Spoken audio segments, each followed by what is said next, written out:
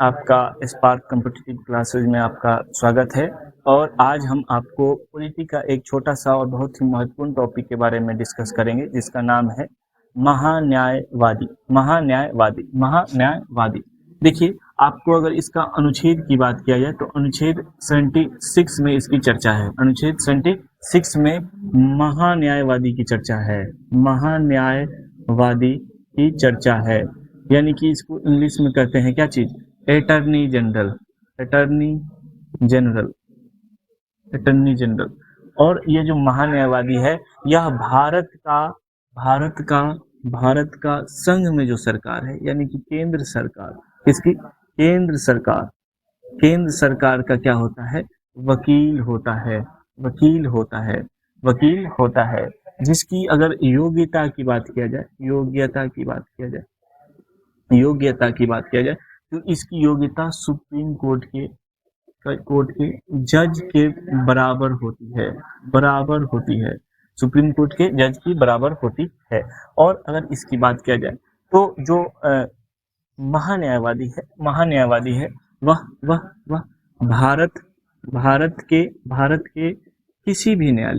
भारत के किसी भी न्यायालय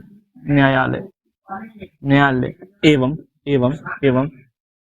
अंतर्राष्ट्रीय न्यायालय में भारत के लिए भारत का प्रतिनिधि के रूप में काम करता है। प्रतिनिधि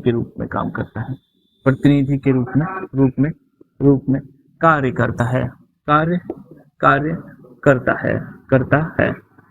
देखिए, यहाँ पे है भारत के किसी भी न्यायालय, ये भारत के किसी भी न्यायालय में जाके अपना केस लड़ सकता है। और यह भारत सरकार का अगर कोई भी केस अंतर्राष्ट्रीय स्तर पे है तो उसका भी प्रतिनिधि तो किसका करेगा? जाके भारत सरकार का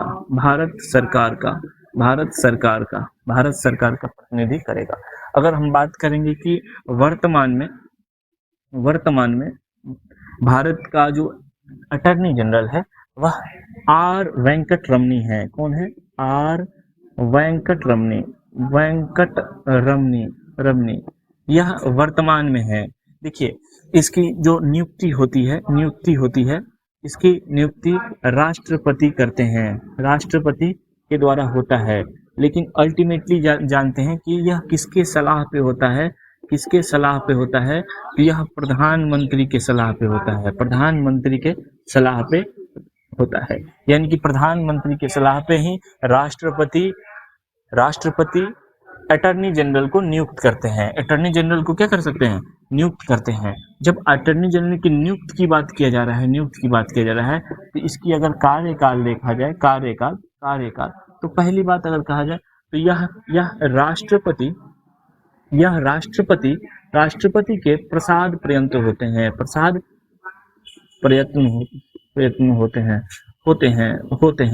होते हैं।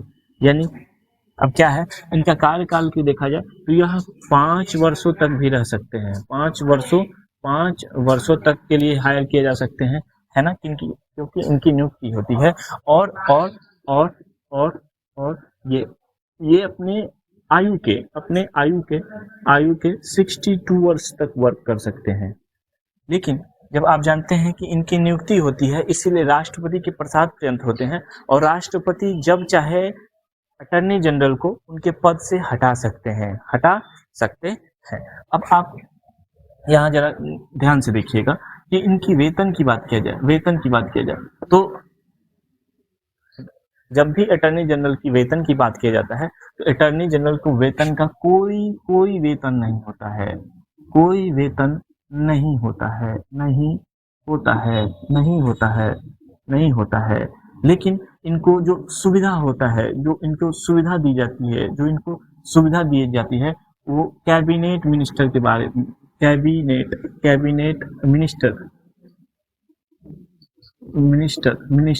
के बराबर दिया जाता है। ये क्या दिया जाता है? बराबर दिया जाता है। देखिए, इनकी बात किया जाए तो यह जैसे कि हमारे संसद है, संसद के किसी भी संसद के किसी भी सदन के बैठक में भाग ले सकते हैं, भाग ले सकते हैं। यानी हमारा जो संसद है, संसद को देखिएगा तो द्विसदनीय हमारा संसद है, और संसद में हमारा एक तरफ आता है लोकसभा और दूसरी तरफ आता है राज्यसभा। तो यह लोकसभा में भी भाग ले सकते हैं, यह लोकसभा में और राज्यसभा दोनों में भाग ले सकते हैं। यह अपना सुझाव दे सकते हैं। क्या दे सकते हैं भाई? यह अपना सुझाव दे सकते हैं। यह किसी भी विधेयक पर अपना सुझाव दे सकते हैं, या किसी भी बैठक में बहस कर सकते हैं। और तो ये जो सुझाव दे सकते हैं, बहस कर सकते हैं, है ना। लेकिन जब बात आएगी कि इनकी मतदान करने का जो समय आएगा, तो मतदान करने के समय यह उसमें भाग नहीं लेंगे। क्या करेंगे? भाग नहीं लेंगे। यानी कि अटॉर्नी जनरल जो होते हैं, जब भी संसद में मतदान की बात आती है, कोई भी विधेयक पर मत देने की बात आती है, तो अटॉर्नी जनरल को यह अधिकार नहीं है कि वह उस पर मत दे, इसीलिए वह वहां भाग नहीं लेते हैं। और बात किया जाए कि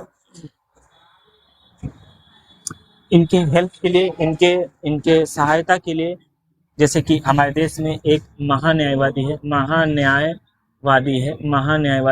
ना। महान्यायवादी एक संवैधानिक पद है। महान्यायवादी की सहायता के लिए सोलिसिटर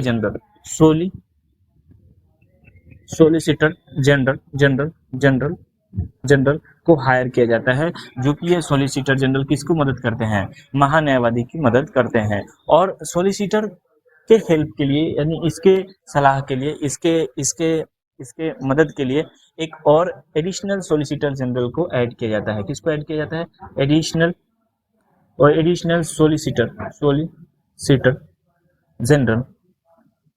जनरल को हायर किया जाता है। अब देखिए, ये जो एडिशनल सोलिसिटर जनरल है, यह सोलिसिटर जनरल के कार्य में मदद करेगा। और ये सोलिसिटर जनरल है, वो महान्यायवादी की क्या करेगा? मदद करेगा, या इनका बात मानेगा, जो ये कहेंगे वो करेंगे।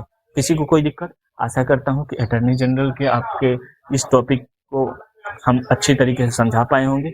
अगर कोई भी डाउट है तो आप कमेंट सेक्शन में लिख सकते हैं, पूछ सकते हैं, और हम मिलते हैं नेक्स्ट वीडियो में किसी नए टॉपिक के साथ। तब तक के लिए